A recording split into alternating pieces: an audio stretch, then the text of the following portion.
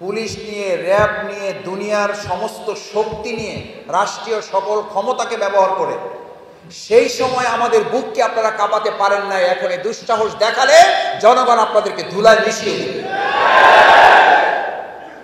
আপনাদের কৃতকলাপের অনুশোচন, অনুতপ্ত হওয়ার জন্য যে সময়টুকু পেয়েছেন, যদি সেটা কাজে না লাগান তাহলে বাংলাদেশ জামাত ইসলামী, ইসলামী ছাত্র শিবিরে জনগণকে সাথে নিয়ে আপনাদের দাঁত ভাঙা জবাব দেবে।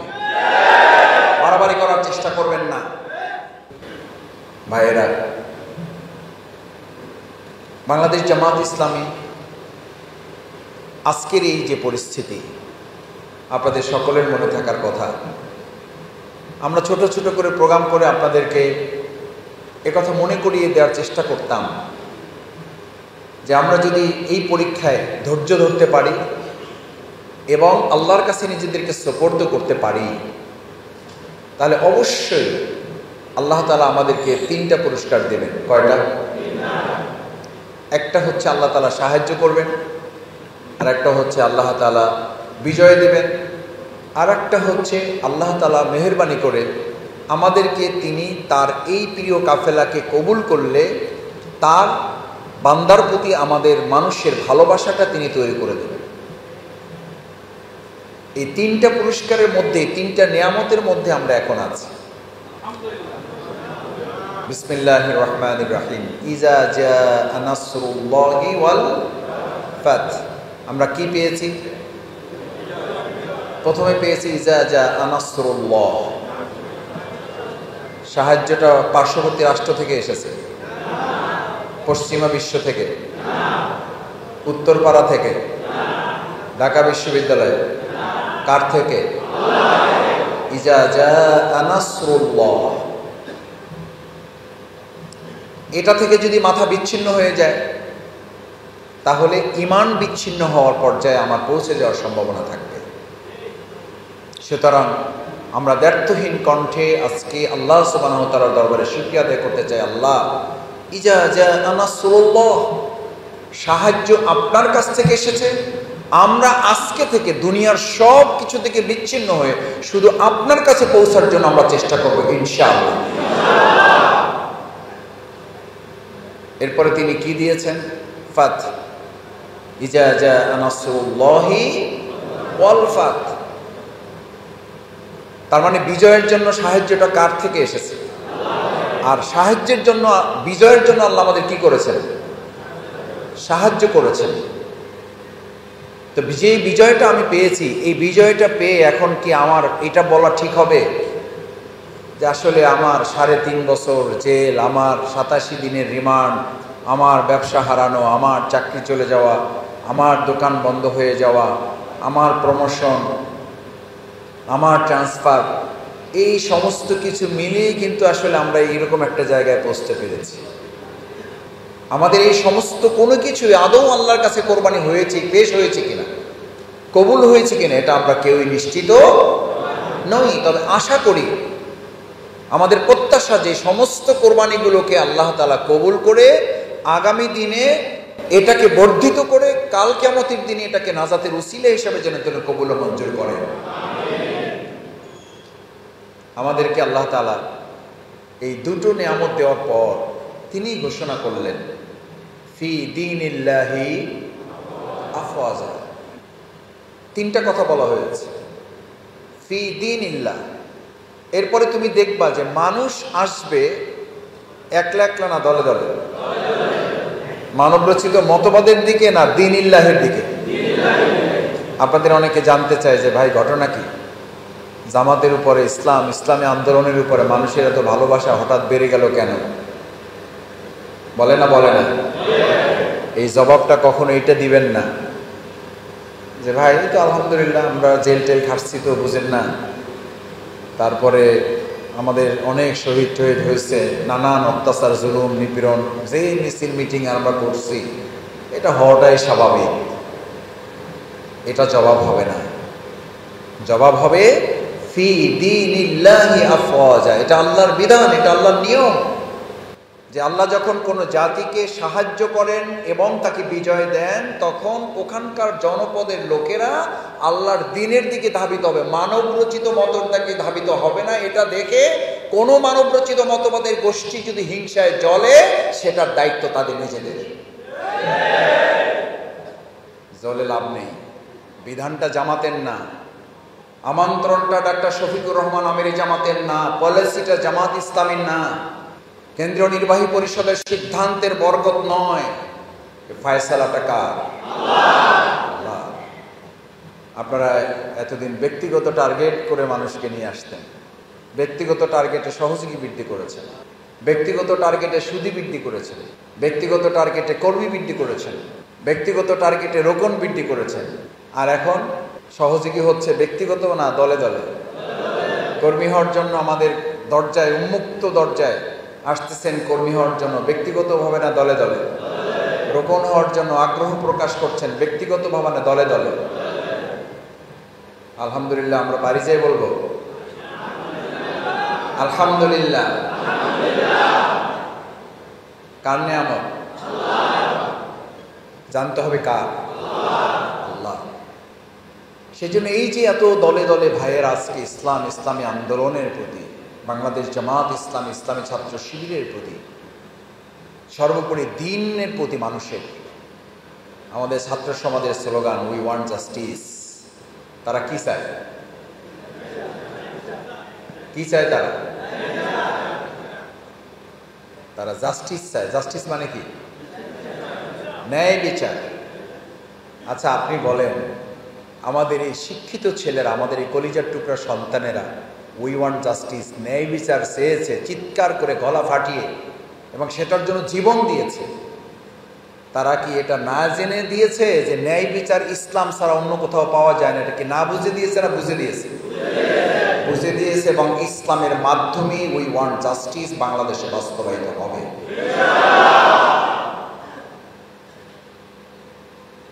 এটা কেউ না চাইলেও হবে, এটা আমরা চাইলেও। কেউ এটা দেখে যদি হিংসায় জ্বলে পড়ে সারকার হয়ে যায়, তাতেও এই ধারা থেকে বাংলাদেশের তরুণ প্রজন্মকে আর পিছনের দিকে ফিরিয়ে নেওয়া যাবে না। সেজন্য তাদের আরেকটি গুরুত্বপূর্ণ স্লোগান ছিল, এই জাতির উদ্দেশ্যে তাদের বার্তা ছিল, আমরা কোনো এক ফ্যাসিস্টকে পরিবর্তন করে নতুন আর এক ফ্যাসিস্টের জগতে পদার্পণ করতে, বৈষম্যহীন রাষ্ট্র। আমাদের আজকের এই সাংগঠনিক বাইতুল মাল পক্ষের ইউনিট দায়িত্বশীল ভাইদের এই মেসেজ নিয়ে আমাদের মঠে ময়দানে আবার ছড়িয়ে পড়তে হবে। সাংগঠনিক বাইতুল মাল পক্ষ এটা একটা আনুষ্ঠানিকতা মাত্র, এটা একটা আনুষ্ঠানিকতা মাত্র। 15 দিন আমরা কাজ করেছি, যা এই কাজ কি আজকে থেকে বন্ধ না, এটা আরো কয়েক গুণ গতিতে চলবে। কয়েক গুণ গতিতে চলার জন্য এটা একটা আনুষ্ঠানিকতা, একটা ফেস্টিভ্যাল, একটা উৎসব ছিল। আরে ভাই, পিঠা তো সবসময় খান, কিন্তু মাঝে মধ্যে পিঠা কি করে খান? উৎসব করে খান। ইলিশ মাছ তো প্রায়ই খান, মাঝে মধ্যে বাসায় আত্মীয় স্বজন ডেকে একটু কি করে খান? উৎসব করে খান, দাওয়াত দিয়ে খান, আয়োজন করে খান। এটা আমাদের ন্যাচারাল ওয়ার্ক। এই ন্যাচারাল ওয়ার্কটাকে 15 দিন আমরা এটা একটা সিজনাল ওয়ার্ক হিসেবে নিয়ে নিয়েছিলাম। ইলিশ মাছ সবসময় খাই, সিজনে একটু কি খাই? বেশি খাই। আম তো প্রায় পাওয়া যায় এখন, কিন্তু সিজনে আমরা একটু কি খাই? বেশি খাই। 15 দিনের এই সাংগঠনিক বাইতুল মাল পক্ষে যে কাজের ধারা আমরা তৈরি করেছি, আমাদের আজকে 3টা সিদ্ধান্ত নিয়ে আমি আপনাদের কয়েকটা বিষয় একটু জানবো, আপনারাও আমার কাছ থেকে জানতে পারবেন, অসুবিধা নেই। 3টা জিনিস। কয়টা? 3টা। নাম্বার 1, প্রথম হচ্ছে আপনাকে পর্যালোচনা করতে হবে এই 15 দিনে আমাদের সংগঠনের যে নির্দেশনা ছিল, যে ইনস্ট্রাকশন ছিল, যে যে কাজগুলো আমাদেরকে করতে বলা হয়েছিল, আমরা সেই কাজগুলো করতে পেরেছি, পারি নাই, কতটুকু করার কথা ছিল, কতটুকু করতে পেরেছি, কতটুকু পারি নাই। আমরা কি পর্যালোচনাটা নিজে নিজে করতে পারবো ইনশাআল্লাহ? পর্যালোচনার অর্থ কি কোরআনে বলা হয়েছে?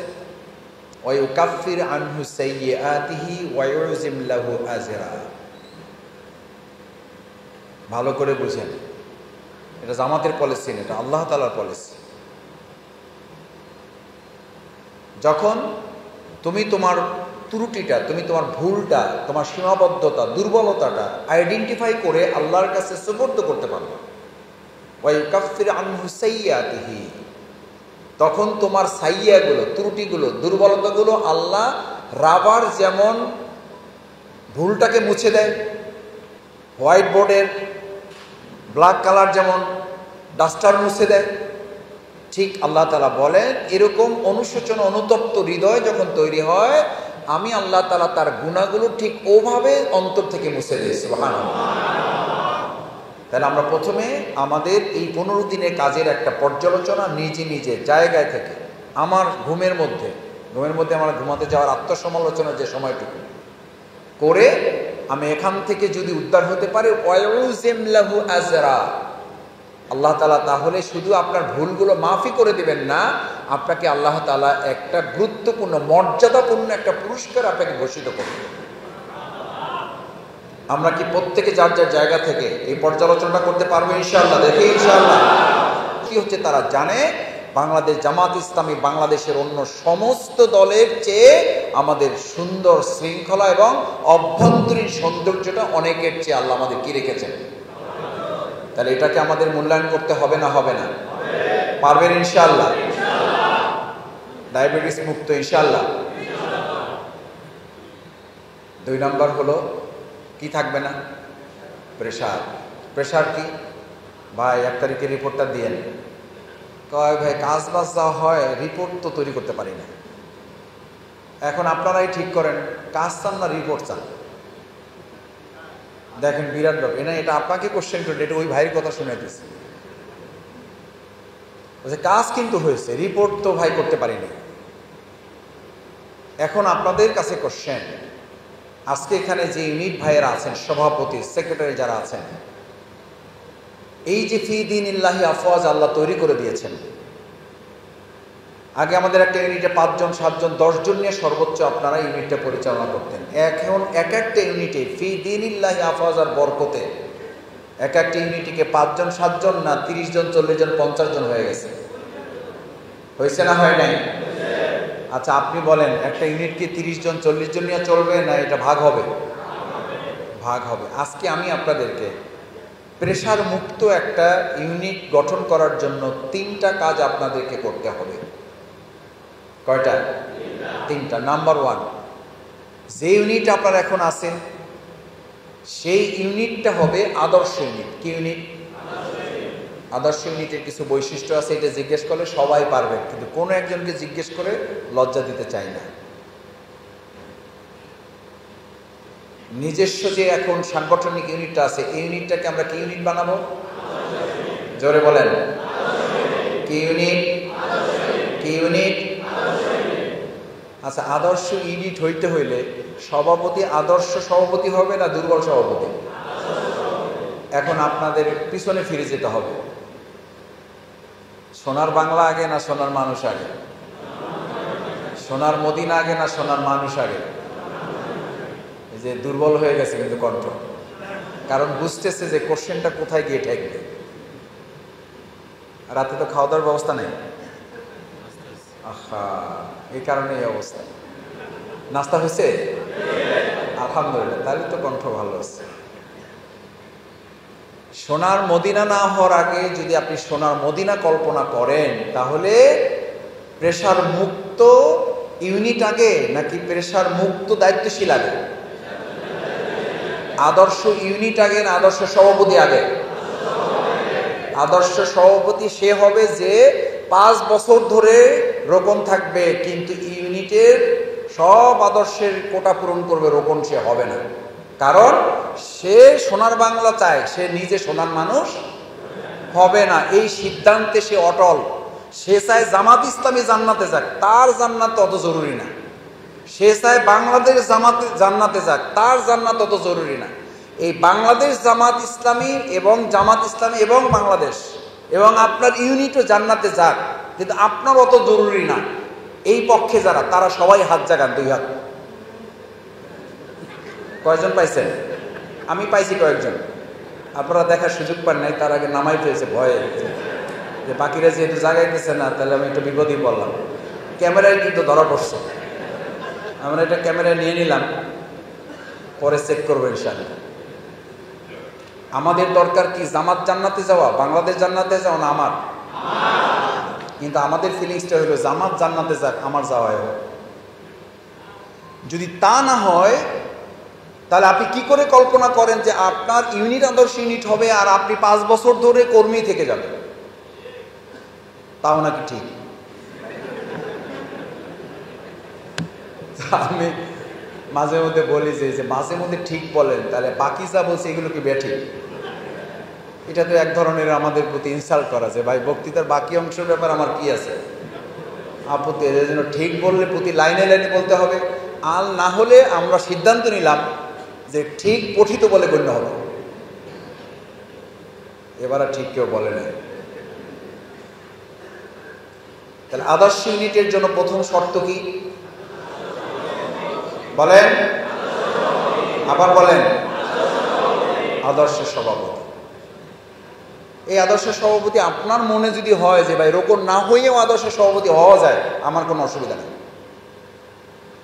আর যদি মনে হয় যে না, আদর্শ সভাপতি হইতে হইতে আমি রোকন হয়ে যাচ্ছি এবং এটা আল্লাহর রহমত, তার নিয়ামত, তার সন্তুষ্টির এটা একটা মাধ্যম, লাকাদ রাদিয়াল্লাহু আনিল মুমিনিন ইয ইউবাইউনাকা তাহতা শাজারা,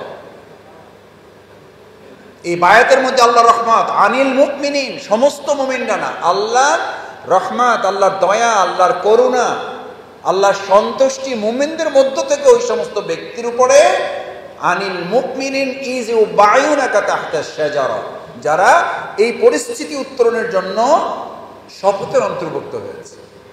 যদি এটা হয় তাহলে আজকে এখানে যারা আছেন রোকন যারা আছেন তারা এবার একটু হাত জাগান। রোকন যারা দেখছেন, তার মানে ডায়াবেটিস, প্রেশার, হাঁপানি, কাশি, সর্দি, জ্বর, এই সব নিয়ে আমরা এখানে হসপিটালে, এখন এটা আসলে সাইদ খোকন কমিউনিটি সেন্টার বলা যাবে না, এটা বলতে হবে আমরা এখন কোথায় আছি? হসপিটালে আছি। স্বাস্থ্যের দিক থেকে না, কোন থাকার দিক থেকে? ইমানের দিক থেকে। আল্লাহ তাআলা ইমানের দিক থেকে আমাদেরকে সুস্বাস্থ্যের অধিকারী করুন। ইমানদারদের জন্য স্বাস্থ্য সুস্থ থাকা জরুরি না? ইমান। এবার বিজ্ঞানের একটা কথা শোনাই, আপনারা বিশ্বাস তো হবে না, আপনারা জানেন, বিশ্বাসও করেন, হবে না বলছি এই অর্থে যে বাস্তবে তাহলে কেন মানব না। প্রিয় নবী মুহাম্মদুর রাসূলুল্লাহ সাল্লাল্লাহু আলাইহি সাল্লামকে সাহাবায়ে কেরাম জিজ্ঞেস করেছেন, ইয়া রাসূলুল্লাহ, মানুষের রোগ প্রথমত শুরু হয় কোন জায়গা থেকে? কোথা থেকে রোগটা শুরু হয়? রাসূল করিম সাল্লাল্লাহু আলাইহি সাল্লাম বললেন, প্রথম তার রোগটা শুরু হয় কোথা থেকে? কাল্ব, হার্ট থেকে, এখান থেকে শুরু হয়। এই জন্য ডাক্তাররা দেখবেন ওষুধ দেয়, প্রেসক্রিপশন লেখে, আর একই সাথে বলতে থাকে মনের দিক থেকে শক্ত থাকেন, ভালো হয়ে যাবেন। বলে না? বলে না? এই মন মানে কি? এইটা যা সুস্থ থাকে, আল্লাহ রসুল বলেছেন সাল্লাল্লাহু আলাইহি সাল্লাম, তার দোগ ব্যাধি কিছু হলেও আল্লাহ তাআলা ওটা পরীক্ষা হিসেবে নিয়ে তাকে সুস্থতা দান করেন। সুবহানাল্লাহ। তাহলে ইমানদারদের স্বাস্থ্য আগে অসুস্থ হয় না, তার কলটা আগে অসুস্থ হয়। আজকে আমরা সিদ্ধান্ত নিলাম দুনিয়ার প্রশ্নেও ভালো থাকার জন্য আমরা আজকে থেকে আদর্শ ইউনিট করার জন্য, আদর্শ সভাপতি হওয়ার লক্ষ্যে আমাদের কলটাকে আমরা সুস্বাস্থ্যের কল বানানোর জন্য আমরা বায়াতের অন্তর্ভুক্ত হবে ইনশাআল্লাহ। ইনশাআল্লাহ। আল্লাহ আমাদের হাতগুলো কবুল করেন। আদর্শ সভাপতি না হলে, এই যে আমরা এখন প্রায় বলি রাষ্ট্র মেরামত করতে হবে, রাষ্ট্র সংস্কার করতে হবে, আর আমরা উল্টাই বলি রাষ্ট্র সংস্কারে চাই নিজের সংস্কার। এই স্লোগানটা মুখস্থ করে এলাকায় পৌঁছাবে, এটা জামাতের দাওয়াতি কাজ। বলেন আমার সাথে, রাষ্ট্র সংস্কারে চাই, জোরে বলেন, রাষ্ট্র সংস্কারে চাই, রাষ্ট্র সংস্কারে চাই নিজের সংস্কার। নিজের সংস্কার ছাড়া রাষ্ট্র সংস্কার হবে না। আজকে যে অন্তর্বর্তীকালীন সরকার কাজ করতেছে, তাদের মাঝে মধ্যে আফসোস, অসহায়ত্ব, পত্রিকায় বক্তব্য দেখা যায় না? যায় না? একজন ছাত্র উপদেষ্টা তো বলছি যে আমাকে দুর্নীতির সাগরে না, আমাকে দুর্নীতির মহাসাগরে ঠেলে দেওয়া হয়েছে। এই দুর্নীতির মহাসাগর থেকে বাঁচতে হলে আজকে আমাদের এই সোনার বাংলায় সোনার মানুষ তৈরি করতে হবে। এই সোনার মানুষ তৈরির কারিগর আমাদের কোনো কোম্পানি নয়। এই সোনার মানুষ তৈরির কারিগর কোনো গার্মেন্টস ফ্যাক্টরি নয়। এই সোনার মানুষ তৈরির কারিগর প্রাচ্য কোনো সভ্যতা নয়। বাংলাদেশ জামাত ইসলামী প্রমাণ করেছে দুর্নীতিতে আকণ্ঠ নিমজ্জিত একটা রাষ্ট্রেও 3টি মন্ত্রণালয় পরিচালনা করে 2 টাকার দুর্নীতি না করার চ্যালেঞ্জ এই সংগঠন দিতে পারে, তার নাম বাংলাদেশ জামাত ইসলামী। আমরা শুধু কথাই বলি না, আলহামদুলিল্লাহ আমরা আল্লাহর একান্ত দয়া, তার করুণা যে আমরা কাজেও তার প্রমাণ রাখতে সক্ষম।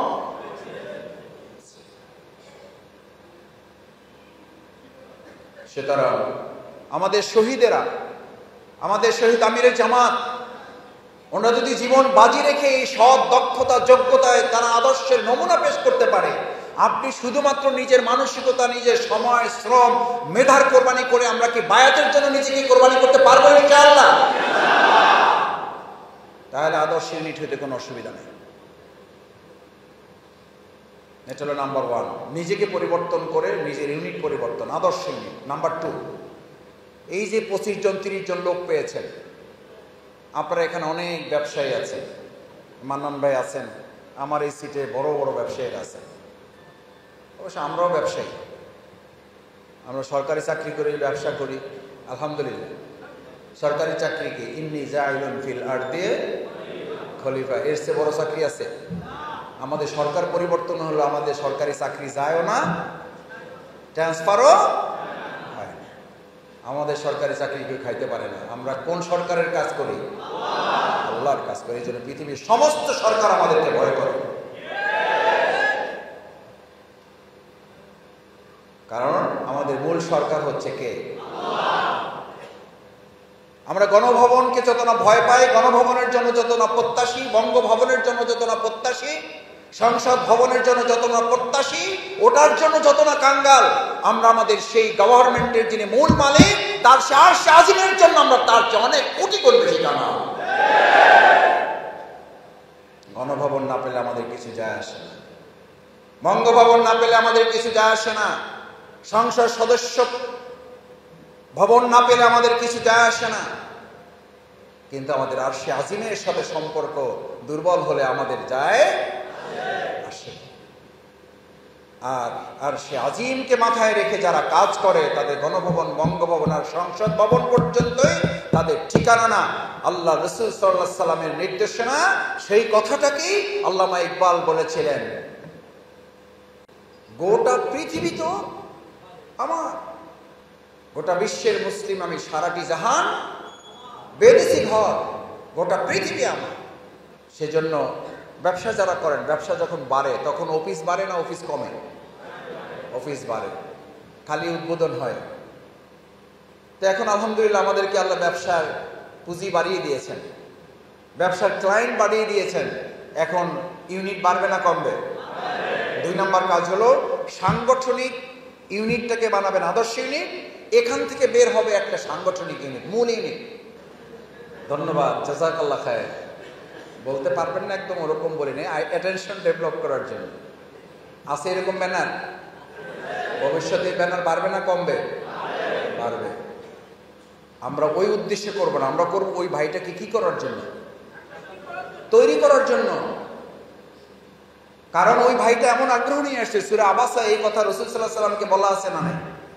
মুহাম্মদ সাল্লাল্লাহু আলাইহি ওয়াসাল্লাম, তুমি বিশিষ্ট ব্যক্তি আর সব সম্মানিত লোকদের নিয়ে ইসলামী আন্দোলন করবা, আর সাধারণ লোককে তুমি পাত্তা দিবা না, এই জন্য তোমারে পাঠানো হয় নাই। ওই সাধারণ লোকগুলোর মধ্যে এমনও কেউ থাকতে পারে যাদেরকে তুমি বেশি গুরুত্ব দিচ্ছে, তাদের চেয়ে বেশি ইসলামে ভূমিকা পালন করবে। সুতরাং সেই লোকদেরকে কাজে লাগাবো না লাগাবো না? তাহলে দাওয়াত ইউনিটটা হবে। তাহলে কয়টা ইউনিট হবে বলেন? নাম বলেন। নাম্বার এরকম এলোমেলো, জামাত ইসলামে এরকম বিশৃঙ্খল না। আঙ্গুল তুলবো ওইটা বলবেন, পরেরটা আঙ্গুল তুলবো পরেরটা বলবেন, তারপরেরটা ওইভাবে বলবেন। আঙ্গুল না তুললে ওই টাইমটুকু দেখবো যে আপনারা চুপ থাকতে পারেন কিনা, তার মানে সুশৃঙ্খলতার প্র্যাকটিস আছে কিনা, নাকি অস্থিরতা আছে এখনো যে ভাই চাকরিটা তো হইল না।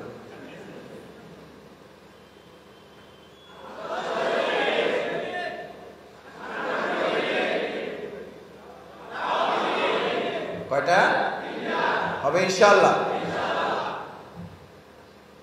এটা হবে সাংগঠনিক বাইতুল মালের পক্ষের কাজের পরবর্তী ধাপ। আমরা এখন থেকে এটা শুরু করে দিয়ে ডিসেন্ট্রালাইজেশন, বিকেন্দ্রীকরণ না হলে কি হবে, না হলে দুটা ক্ষতি হবে। ভালো করে খেয়াল করেন, এই ভাইয়েরা ঘুরতে ঘুরতে যখন আপনার কাছে পাত্তা পাবে না, তখন তার নিজস্ব স্বকীয়তা, ব্যক্তিত্ব, মর্যাদা বাঁচাবার প্রশ্নে সে কোনো না কোনো একটা ছাতাকে বেছে, সেটা কি আমাদের জন্য লাভ না ক্ষতি?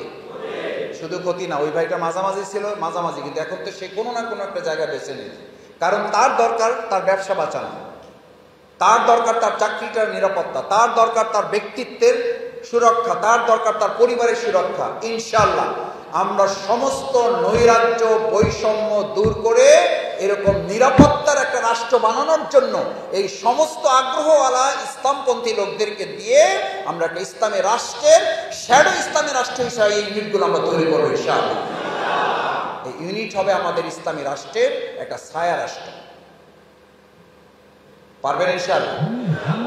কারণ আমরা বৈষম্যহীন রাষ্ট্রের জন্য আন্দোলন করতে দেখেছি আমাদের ভাইদের জীবন দিতে দেখেছি, আমাদের ভাইদের হাত হারাতে দেখেছি, পা হারিয়েছে। পা হারা ভাই আমিরে জামাতের ভিডিও আপনারা দেখেছেন, জিজ্ঞেস করেছে তুমি পা হারিয়েছো, তোমার এক পা কেটে ফেলা হয়েছে, তোমার অনুভূতি কি? সে বলেছে যদি এরকম আর একবার দেশ স্বাধীন করার জন্য আবার আর একটা পা দিতে হয়, ওটার জন্য আমি রাজি আছি।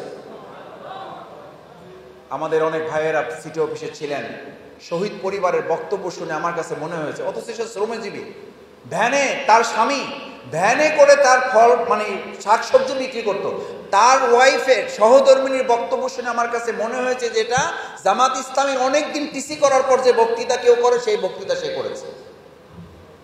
তার মানে হচ্ছে এই দেশের শ্রমজীবী সাধারণ মানুষের মধ্যে বাংলাদেশ জামাত ইসলামী 15.5 বছরে আমরা ভিতরে ভিতরে কাজ করেছি, কিন্তু মানুষের অন্তরে কি তা পৌঁছে গিয়েছে?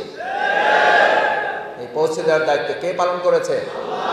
আমরা বহুবার এই আয়াত তেলাওয়াত করে আপনাদেরকে শুনিয়েছি, অমা রমাইতা ইজ রমাইতা ওয়ালাকিন্নাল্লাহ রমা। তুমি যদি ছোট্ট একটা ঘরের মধ্যে 3 জন নিয়ে প্রোগ্রাম করো, আমরা বহুবার মোনাজাতে বলেছি আল্লাহ আমরা 3 জন নিয়ে প্রোগ্রাম করেছি, 5 জন নিয়ে বসেছি, 6 জন নিয়ে বসেছি, আল্লাহ আপনি চাইলে এটা 6000 মানুষের মধ্যে পৌঁছে দিতে পারেন। আমার বিশ্বাস ওই চোখের পানি আল্লাহ তাআলা এই সমস্ত মানুষের হৃদয়ে পৌঁছে দিয়েছে। সেই সহধর্মিনীকে, আমাদের সেই খালাম্মাকে, সেই ভাবিকে আমি বলতে শুনেছি যে ভাই আমার স্বামী যখন বের হয়ে যায় আমার মাথায় হাত দিয়ে আমাকে সান্ত্বনা দিয়ে, আগাম সান্ত্বনা দিয়ে গিয়েছে, বউ যদি তোমার সাথে আর দেখা না হয় তাহলে তোমার সাথে জান্নাতে দেখা হবে। ভালো করে কথা বলতে পারে না, তখন সে বলেছে আমি আমার স্বামীকে জিজ্ঞেস করেছি, এত শুদ্ধ ভাষায় কথা বলেন আমার মতো। আপনি কথা শুনলেই বুঝতে পারবেন যে কতটা অসহায় নিপীড়িত একজন স্ত্রী এই কথা বলতেছে। আমি তো আমার স্বামীকে তখন জিজ্ঞেস করেছি কি বলতেছেন আপনি এসব, আপনার মাথা ঠিক আছে? বলছে না, আমার মন বলতেছে আমি আজকে আর ফিরে আসবো না, আমার মন বলতেছে আমি আর ফিরে আসবো না। এই শাহাদাতের তামান্নায় উজ্জীবিত বাংলাদেশকে আগামীতে আর কেউ দাবিয়ে রাখতে পারবে না,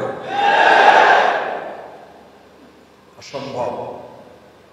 ইনশাআল্লাহ এই শাহাদাতের তীব্র আকাঙ্ক্ষায় তৃণমূলের আমাদের যে সমস্ত ভাই বোনেরা প্রস্তুতি নিয়েছে, নিশ্চয়ই আল্লাহ তাআলা এই রক্তের উপরে শেষ পর্যন্ত অন জাস্টিসের মূল বক্তব্য, ইসলামের অনুশাসন, বৈষম্যহীন রাষ্ট্র। পৃথিবীতে এমন কোন আদর্শ আছে আপনি বলেন? ইসলাম ব্যতীত এমন কোন আদর্শ আছে? পৃথিবীতে এমন কোন ইসলাম ছাড়া আদর্শ আছে যে আদর্শ বৈষম্যহীন রাষ্ট্র তৈরি করে দিতে পারে? আইএমএ জাহিলিয়া যুগে বৈষম্য ছিল না? ছিল। সেই বৈষম্য, নারীদের ব্যাপারে বৈষম্য, অর্থনীতির বৈষম্য, গোত্রে গোত্রে বৈষম্য, প্রতিষ্ঠান ভিত্তিক বৈষম্য, এই সমস্ত বৈষম্যের কবর রচনা করেছে কে? ইসলাম। কে? ইসলাম।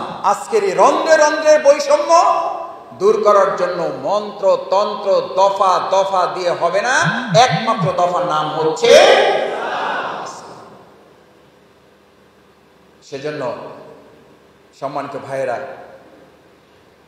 আমি আপনাদেরকে যে কোশ্চেনগুলো করেছি বা যতটুকু জানার চেষ্টা করেছি, আমাদের কাজ হচ্ছে আমরা এই জায়গাগুলোতে আমরা পৌঁছবো এবং সেখানে আমরা আমাদের দায়িত্বের জায়গাটুকু আমরা পৌঁছাবো। এবার আমি আপনাদের কাছে একটু এখানে জানতে চাই, মাঝখানে তো আপনাদের কিছু বিষয়ে হাত জাগিয়েছেন, আপনারা কষ্ট করেছেন। ইউনিট সভাপতি যারা, তারা একটু কষ্ট করে হাত জাগাবেন। শুধু সভাপতি যারা এসছেন, মাশাআল্লাহ। সভাপতিদের মধ্যে রোকন যারা, তারা হাত জাগাবেন। সেক্রেটারিদের মধ্যে রোকন যারা, তারা হাত জাগাবেন। সেক্রেটারি ইউনিটের কিন্তু রোকন থাকতে পারে ব্যতিক্রম, এই জন্য জানতে চেয়েছে, নাই কেউ। তার মানে সেক্রেটারি আমার মতো যারা এরকম সেক্রেটারি, এরা সব সময় দুর্বল ছিলাম, দুর্বল আছি এবং ভবিষ্যতে আমরা দুর্বল থাকবো ইনশাআল্লাহ। কি একটা অবস্থা।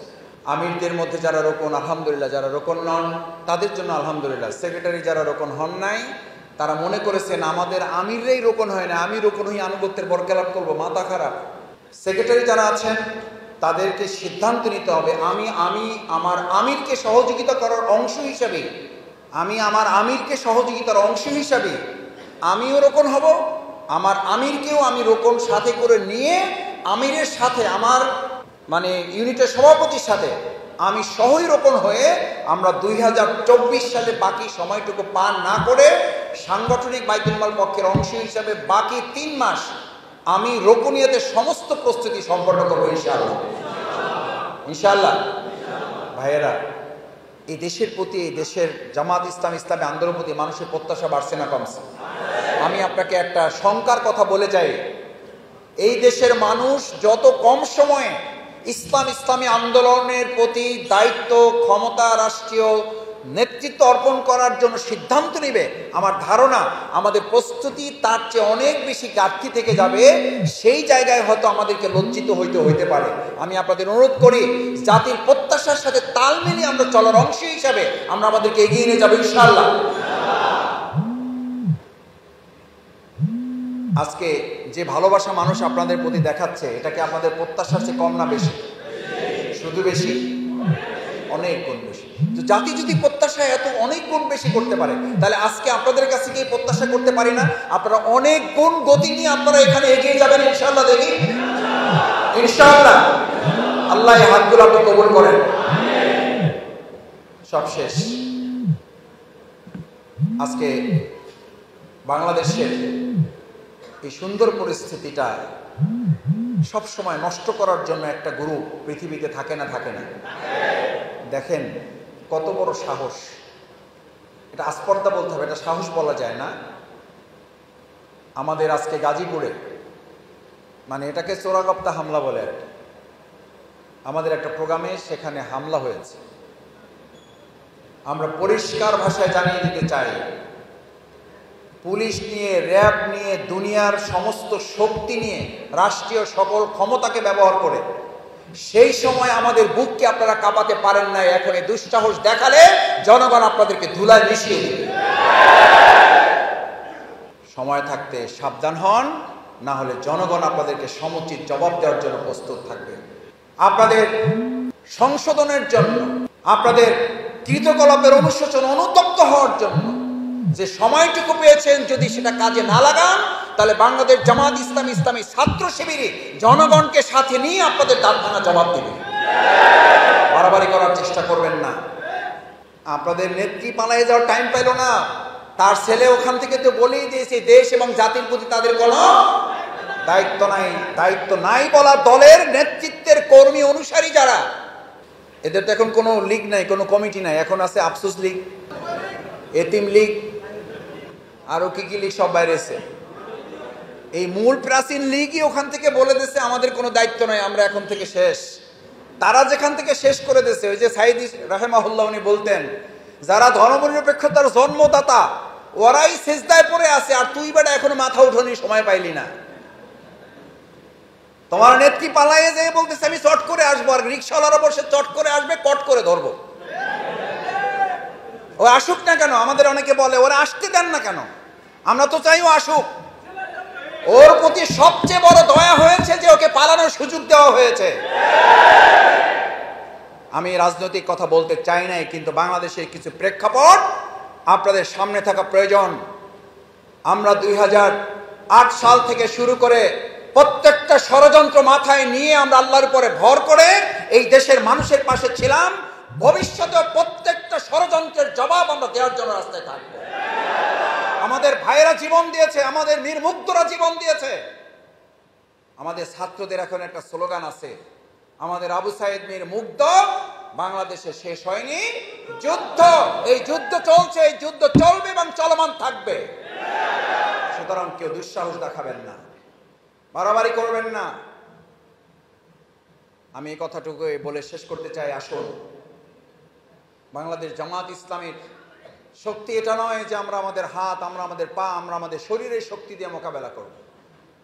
ওরা জবরদখল করেছে, আমরা মানুষের অন্তর দখল করব। আর তারা চাঁদাবাজি করে মানুষকে কষ্ট দিয়েছে, আমরা মানুষের কাছে অর্থনৈতিক সমৃদ্ধির বার্তা পৌঁছে দেব। আমরা ব্যাংক তৈরি করেছি, তারা ব্যাংক ধ্বংস করেছে। এখন তাদের কোন অনুসারী ব্যাংক নিয়ে ষড়যন্ত্র করছে। মনে রাখতে হবে, শহীদের রক্তে ভেজা অর্থনীতি নিয়ে সিনেমিনি খেলতে দেওয়া হবে না। অত সহজ নয়। আমাদের নেতৃবৃন্দ হাসতে হাসতে ফাঁসির মঞ্চে গিয়েছেন, আর আপনারা মনে করেছেন আমাদের শহীদের তৈরি করা ব্যাংক, আমাদের শহীদদের তৈরি করা হাসপাতাল, আমাদের শহীদদের তৈরি করা প্রতিষ্ঠান নিয়ে আপনারা যে যার মতো যা ইচ্ছা তাই করবেন, আর বাংলাদেশ জামাত ইসলামীর কর্মীরা ঠান্ডা মাথায় বসে থাকবে, এটা ভাববেন না, এটা বোকা। অত সহজ নয়। আমরা এখনো বিভিন্ন কথা শুনতে পাই, বহু কথাই আমাদের কানে আসে। আমরা সব কথা কানে নিচ্ছি না, শুধুমাত্র শহীদদেরকে সামনে রেখে, শহীদদের রক্তকে সামনে রেখে, এই হাত হারা পঙ্গু হওয়া আমাদের চোখ হারা ভাই বোনদের দৃশ্য সামনে রেখে আমরা এখন এই সমস্ত কিছু চোখ মুখ বুঝে আমরা সহ্য করে যাচ্ছি। কিন্তু মনে রাখতে হবে, যদি আবার প্রয়োজন হয়, এই আমাদের মধ্য থেকে কেউ না কেউ আবার আবু সাইদ হয়ে বুক পেতে দাঁড়িয়ে যাবে। আমাদের মধ্য থেকে মীর মুগ্ধের মতো করে কেউ বলবে, যদি সৎ মানুষের দরকার হয় আমি পানি বিলে গেলাম, আর সৎ মানুষ দিলার জন্য আমরা রাজপথে দাঁড়িয়ে গেলাম। আমাদের সামনে ওই সমস্ত বন্দুক গুলি আর ওই সমস্ত ষড়যন্ত্র, ওই সবের হুমকি দামকি আমাদের দেখাবেন না, কারণ ব্যাঙের সর্দির কোনো ভয় নাই। আমাদের ওখান থেকেই জন্ম, ওখানেই আমাদের উৎপত্তি, ওখানেই আমাদের বিজয়। ও সমস্ত কিছু আমাদের পরোয়া করে না। আমরা ক্ষমতার লোভ আমাদের মধ্যে কাজ করে না। আমাদের কোনো মার্কেট দখল করা উদ্দেশ্য নয়, আমাদের উদ্দেশ্য এই দেশের জনগণের হৃদয় দখল করা। জনগণের হৃদয়ে যাদের স্থান থাকে, আল্লাহর রহমত তাদের উপরে থাকে। আল্লাহর রহমত যাদের উপরে থাকে, গোটা পৃথিবী তাদেরকে চ্যালেঞ্জ করতে পারে না। সুতরাং আপনি কে? আপনি কে আমাদেরকে চ্যালেঞ্জ করছেন? আপনারা কারা আমাদেরকে চ্যালেঞ্জ করছেন? বাংলাদেশ জামাত ইসলামের রক্তের উপরে দাঁড়িয়ে থাকা প্রতিষ্ঠান নিয়ে যারা সিনেমিনি খেলছেন, খেলবেন, তাদেরকে 1,00,000 বার এটা ভাবতে হবে। সেই জন্য বাংলাদেশ জামাত ইসলামী সুশৃঙ্খল থাকবে। বাংলাদেশ জামাত ইসলামী নিয়মতান্ত্রিক গণতান্ত্রিক প্রক্রিয়ায় তার কাজ চালিয়ে যাবে। কিন্তু অন্যায়ের বিরুদ্ধে প্রতিবাদ করতে গিয়ে আমাদের সামনে পাহাড় আসলে পাহাড়কে টলিয়ে দেওয়া হবে। আমাদের সামনে মহাসমুদ্রের প্লাবন আসলে আমরা প্লাবনকে থামিয়ে দেব আল্লাহর উপর ভরসা করে।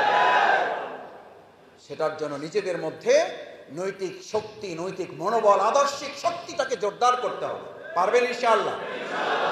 এটার নামই হচ্ছে আত্মগঠন, এটার নামই হচ্ছে মানোন্নয়ন, এটার নামই হচ্ছে ইউনিটটাকে শক্তিশালী করা।